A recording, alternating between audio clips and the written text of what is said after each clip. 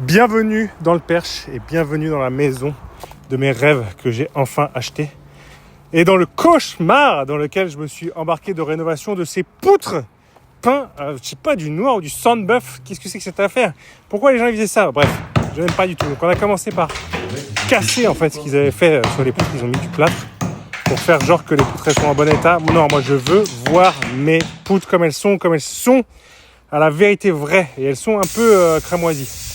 Et le cauchemar, c'est évidemment le sablage. Il y a plusieurs méthodes avec les acides oxaliques et tous ces trucs-là, mais la vraie vérité, c'est qu'il faut sabler. Et il faut sabler avec du gros matos. C'est hyper satisfaisant, mais c'est très grisant. Et le matos, c'est quoi? C'est un énorme compresseur de 2000 litres minimum, une grosse sableuse ACF et un refroidisseur d'air qui nous a fait défaut. Donc le sable, il se colmatait un peu dans la sableuse, c'était insupportable.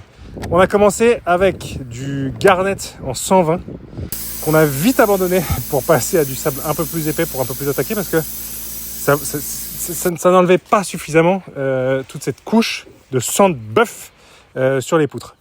Le vrai horrible délire, c'est de ramasser tout le sable et de le tamiser, et ça en fout partout.